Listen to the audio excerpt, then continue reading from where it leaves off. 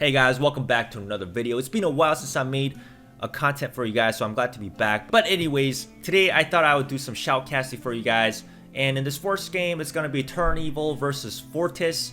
And we can see that Fortis has the golden Wolverine. You can see their army compositions here. We're going to go ahead, click the watch button, and we're going to get this game started, guys. But I'm sure the golden Wolverine is going to look pretty slick in that golden armor.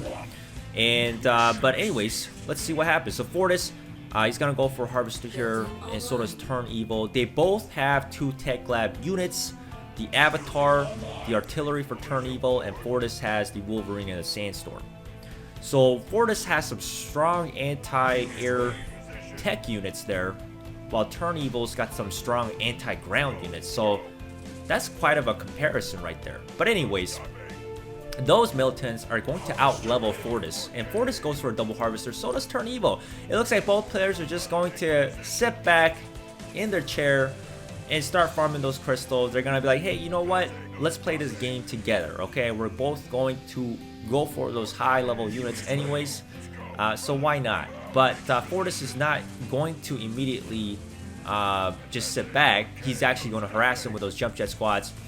And that random healing drone comes out. I mean, I guess he was trying to heal those jump jets. I'm not sure if that healing drone was the best idea. Definitely, because militants are pretty good counters to these jump jets. But anyways, the jump jets are actually doing a lot of damage to these harvesters, to be honest. Missile's almost done, and it looks like he almost actually ends up killing that harvester there. Talon's coming out. There's more jump jets. He could kill another harvester there. I'm pretty sure he could kill it, but it looks like he's not going to capture the missile, which could be a mistake, actually. Phantom coming out, dealing with those Talons immediately. And a Harvester does go down here. I think Fortis should go for the missile, but I guess at this point, I'm not really sure what's going to happen. It looks like the missile can either go both ways, because they're really both doing a great job at trying to capture the launch pads here. But eventually, Turn Evil's militants are going to get through, and the Talon's going to hold. But there we go. That golden skin, the Wolverine coming out. Dagger first going on to Fortis's base, because everyone's got the free emoji now. Exploji, that's what they call it. Not emojis, explosions. But anyways, Avatar coming out for Turn Evil as well. But Turn Evil's he's only farming on 1 harvester right now. But that Orca Bomber's coming out to deal with the Avatars, and Orca Bombers are pretty good, actually. Not Orca Bombers, it's the Orcas. I know, I keep calling these guys the Orca Bombers. I know that there's the other unit now. But I get confused sometimes, because I used to call them Orca Bombers. But anyways, it looks like Turn Evil just gonna go for that base. And that makes a lot of sense, because Turn Evil's got 5 units, he's capped out.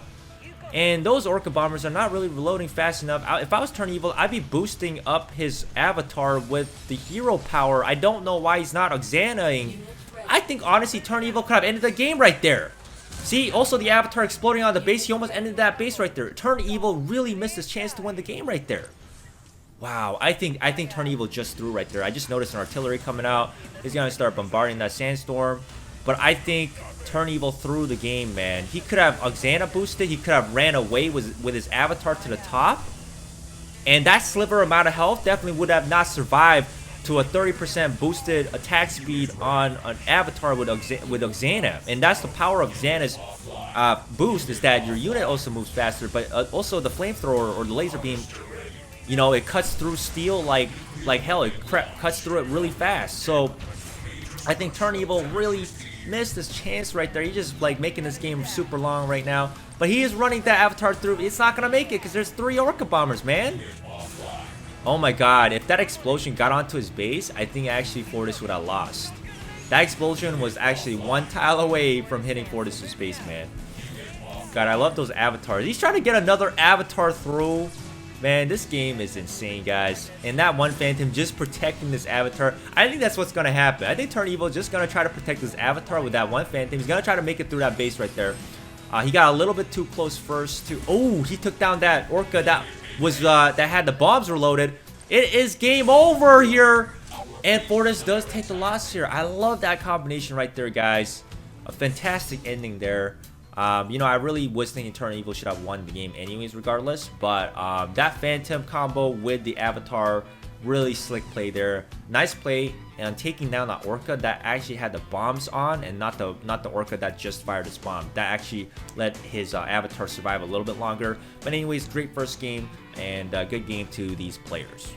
This will be the second game. It will be Zirias versus Rocky1.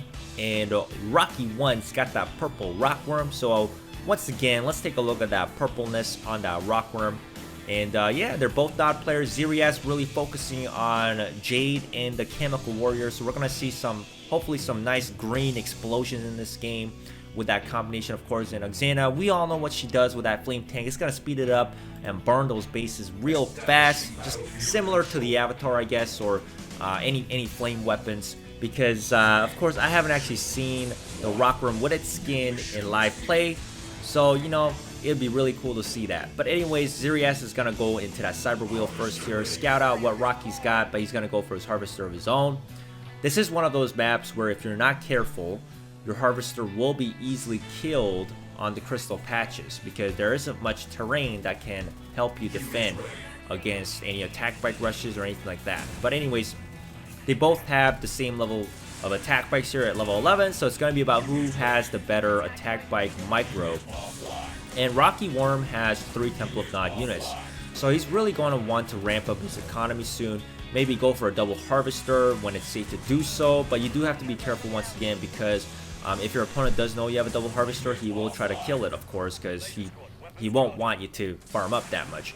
And Zirias has no Temple of Nod units, so he would want to end the game by the mid game. He wouldn't want to push this game to the late game here if Rocky1 gets some strong Temple of Nod units out, as of course those units are going to have the tech advantage.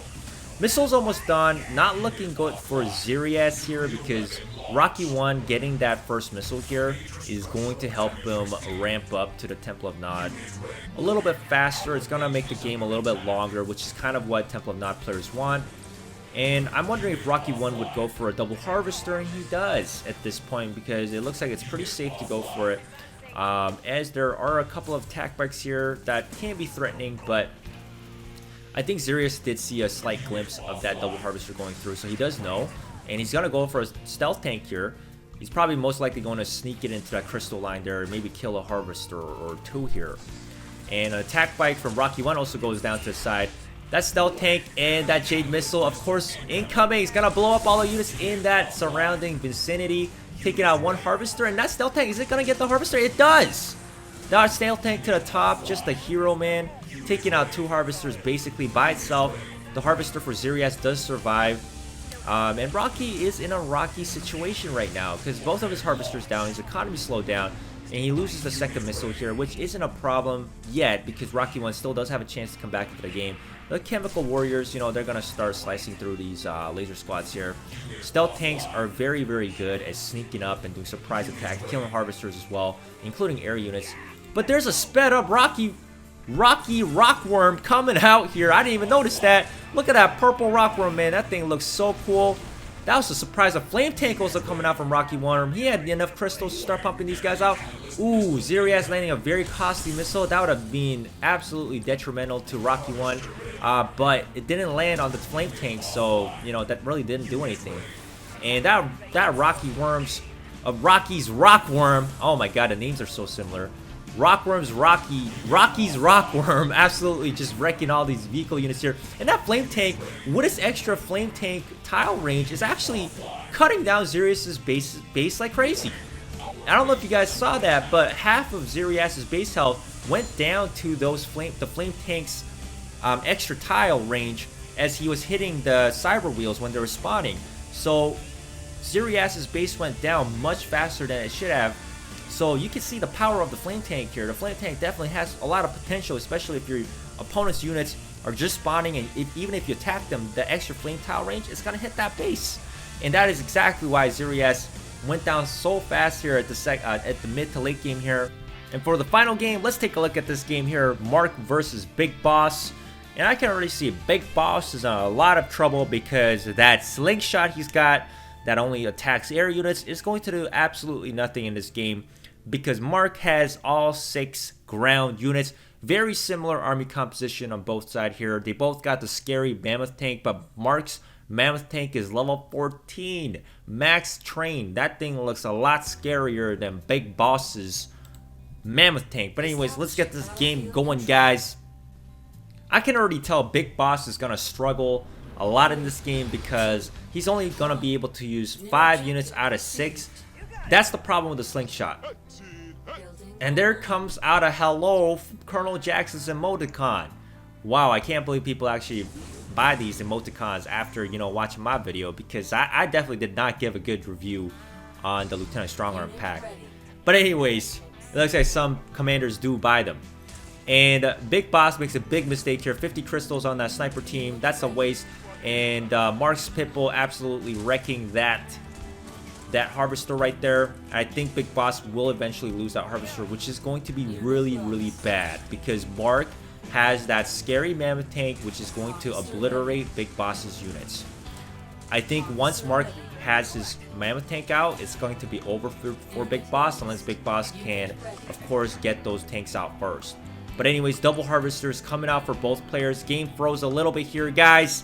I don't know why it always happens. The game just freezes sometimes when I'm watching replays, which is frustrating. But anyways, more rhinos and more pit bulls. And my god, Big Boss is just running around here trying to protect his harvester as best as he can. But it's not looking so good. And Mark's jump jet squad, not only Pitbull, but those missile squads can't kill jump jet squads very easily. We all know that. But the sniper team coming out to try to help out against those jump jet squads. But of course, well, at least one harvester has to go down, and I knew that was going to happen. Harvester going to the top once again. So Mark has a huge advantage here. He should be going for maybe a Mammoth Tank, and I think that's what he really should be doing, but he's not. He doesn't want to do that yet, apparently. He's just going to constantly harass his opponent as much as he can. I think, honestly, Mark should have just saved up his crystals after killing that second harvester to the bottom for a tech lab, and then went for a Mammoth Tank immediately. Now he does, but he really delayed it, and he's going to lose the first missile. So Big Boss does have the missile advantage here, which is a little bit unfortunate. It doesn't mean Mark is out of the game. I just feel like he definitely could have captured that missile by sending out that Mammoth Tank much sooner, and that Mammoth Tank totally crushing everything right now. 2 Mammoth Tanks coming out, and like I was saying, Big Boss is going to be in a lot of trouble right now. This is kind of what I was speculating. And man, I feel bad for Big Boss right now. Mark is absolutely rolling this guy. A Zone Trooper coming out as well. A Mammoth Tank coming out on Big Boss's side as well for himself. This is going to be a Mammoth Tank versus Mammoth Tank, guys. Man, these are very, very rare games. You almost never see Mammoth Tanks against Mammoth Tanks. It rarely happens. That Mammoth Tank just crushing those Zone Troopers, man. Those Zone Troopers just can't do anything. But it's going to go down to these Mammoth Tanks, man. On Mark's side, because Mark's Mammoth Tanks are way stronger. Big Boss just trying to go for the base instead, because he knows, man, 3 Mammoth Tanks against 1, that's not gonna happen. You're not gonna win against this. And I feel like at this point, Mark is just going to start, I guess, shredding Big Boss's base. But Big Boss saved up for another Mammoth Tank, starting to rush for Mark's base. I'm gonna slow it down a little bit here, right here, guys. Zone Trooper coming out for Mark's side. I don't think the Zone Troopers are the best choice when you have so many crystals. If I was Mark, I'd be constantly building Mammoth Tanks, man. And Mark is constantly going for the base for Big Boss. You gotta love that skull emoji, man. The skull explosion. That's what I meant to say. I've never seen that before. But anyways, there it goes down Big Boss's base eventually to those grand Mammoth Tanks. And man, yes, Big Boss was on the run from the get-go, man. He definitely had a nice attempt, nice run against at his opponent here, but by the mid game when Mark got his first Mammoth Tank out, I knew this game was going to be a wrap. Very, very entertaining game to watch. You almost never see Mammoth Tank against Mammoth Tanks clobbering each other. So these 3 games we just saw today, very, very entertaining, and I love commentating them. I hope you guys enjoyed watching them as well. And once again, let me know what you guys think about this video in the comments below. Leave a thumbs up as well. And I'll see you guys next time.